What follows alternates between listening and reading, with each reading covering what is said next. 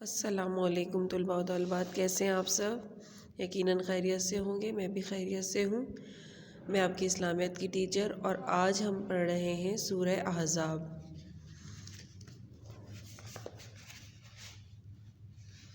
سورہ احزاب کی پڑھ رہے ہیں ہم آیت نمبر 9 تا 20۔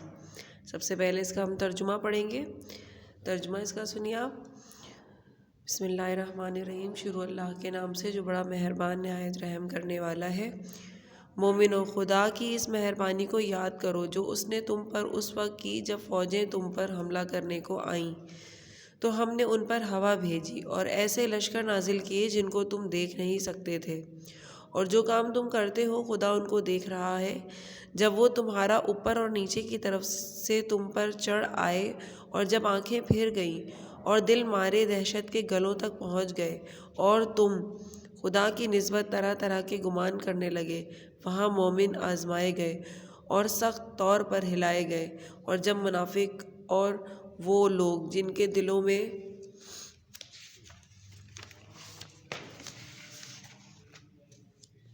بیماری ہے کہنے لگے کہ خدا اور اس کے رسول نے تو ہم سے محض دھوکے کا وعدہ کیا تھا، اور جب ان میں سے ایک جماعت کہتی تھی کہ اے اہل مدینہ، یہاں تمہارے لیے ٹھہرنے کا مقام نہیں تو لوٹ چلو، اور ایک گروہ ان میں سے پیغمبر صلی اللہ علیہ وسلم سے اجازت مانگنے اور کہنے لگا کہ ہمارے گھر کھلے پڑے ہیں، حالانکہ وہ کھلے نہیں تھے، وہ تو صرف بھاگنا چاہتے تھے۔ اور اگر فوجیں اطراف مدینہ سے ان پر آ داخل ہوں، پھر ان سے خانہ جنگی کے لیے کہا جائے تو فوراً کرنے لگیں اور اس کے لیے بہت ہی کم توقف کریں، حالانکہ پہلے خدا سے اقرار کر چکے تھے کہ پیٹھ نہیں پھیریں گے، اور خدا سے جو اقرار کیا جاتا ہے اس کی ضرور پرسش ہوگی۔ کہہ دو کہ اگر تم مرنے یا مارے جانے سے بھاگتے ہو تو بھاگنا تم کو فائدہ نہیں دے گا، اور اس وقت تم بہت ہی کم فائدہ اٹھاؤ گے۔ کہہ دو کہ اگر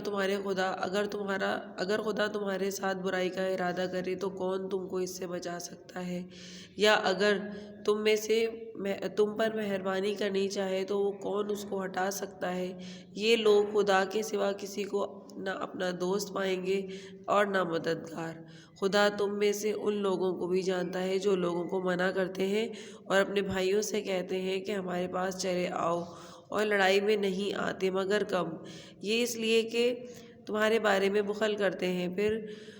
پھر جب ڈر کا وقت آئے تو تم ان کو دیکھو کہ تمہاری طرف دیکھ رہے ہیں، اور ان کی آنکھیں اسی طرح پھر رہی ہیں جیسے کسی کو موت سے غشی آ رہی ہو۔ پھر جب خوف جاتا رہے تو تیز زبانوں کے ساتھ تمہارے بارے میں زبان درازی کریں اور مال میں بخل کریں۔ یہ لوگ حقیقت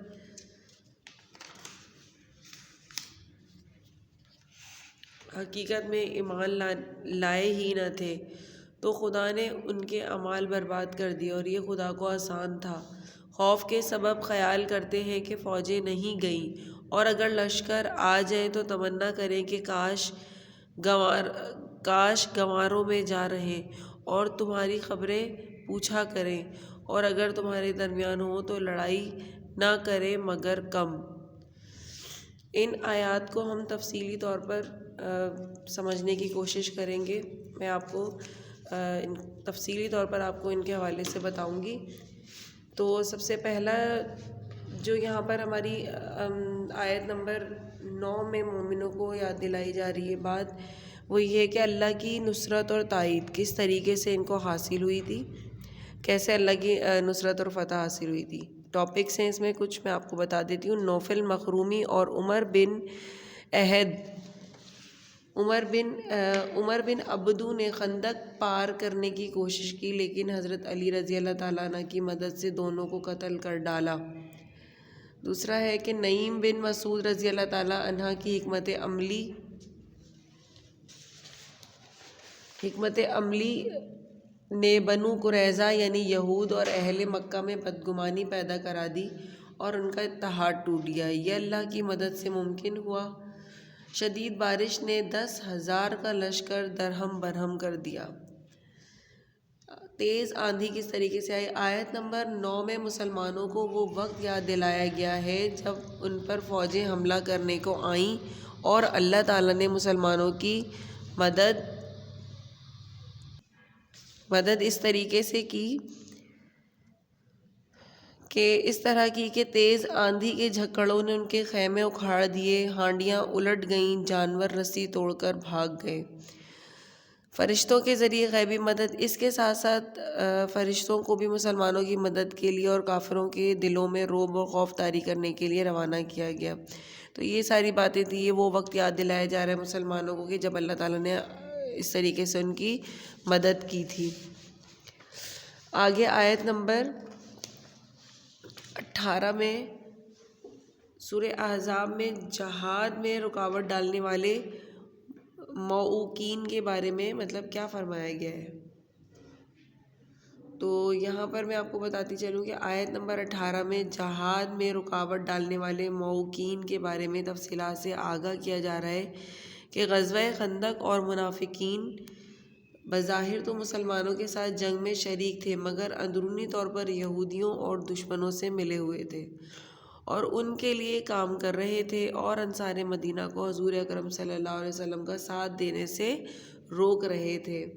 وہ جہاد کے موقع پر بہانے بنا کر میدان جنگ سے نکل جاتے ہیں اور اپنے قبیلے کے مسلمانوں کو بھی جہاد سے روکتے ہیں۔ منافقین خود تو لڑائی میں بہت ہی کم آتے ہیں، مال خرچ کرنے میں انتہائی بخیل اور کنجوس ہیں، مشکل وقت میں ان کی جان نکلتی ہے، خطرہ ٹل جانے پر بڑھ چڑھ کر اپنی بہادری اور کارنامے اور اپنی خدمات بیان کرتے ہیں، مال غنیمت پر ٹوٹ پڑتے ہیں۔ اللہ نے ان کے اعمال کو برباد کر دیا اور ایسا کرنا اللہ کے لیے انتہائی آسان ہے۔ کفار کو شکست ہو گئی مگر مسلمانوں کی کامیابی کا منافقین کو یقین نہیں آ رہا تھا۔ منافقین چاہتے تھے کہ مدینے کے قریب بدوؤں کے کسی گاؤں میں رہ کر جنگ کی خبریں حاصل کریں۔ منافقین کی خواہش ہوتی تھی کہ امن کی صورت میں واپس شہر آ جائیں اور خطرے کی صورت میں اپنی جان بچائیں۔ تو یہ باتیں تھیں جو جہاد میں رکاوٹیں ڈالنے والی تھیں، اور آپ کے سوالات بھی اسی طریقے کے ہیں، یہاں پر اسی طریقے سے جہاد میں رکاوٹیں ڈالنے والوں کے بارے میں ہے، اور ایمان کی گھڑیوں کے بارے میں ہے کہ منافقین کا جو طرز عمل وہ اسی طریقے کا رہا جیسا کہ میں نے آپ کو یہاں پر بتایا، اور یقیناً آپ کو یہ سمجھ میں آ گیا ہوگا۔ کرنا اپنے یہ ہے کاپی میں بالکل اسی طریقے سے جیسے پہلے کرتے آ رہے ہیں آپ لوگ۔ یہ الفاظ کلمات التراکیب کے جو الفاظ یہاں پہ دیے گئے ان کے معنی آپ نے اپنی کاپی میں لکھنے۔ اس کے علاوہ آپ کو سوالوں کے جواب دیے گئے نوٹس میں، آپ کو جو کتابوں آپ کے جو سوالات ہیں یہاں پر ان کے جوابات آپ کو دیے گئے نوٹس میں مل جائیں گے، وہاں سے آپ ان سوالوں کے جوابوں کی تیاری کیجیے اور بہت اچھے سے یاد کیجیے۔ اپنا بہت سارا خیال رکھیے گا۔ اللہ حافظ۔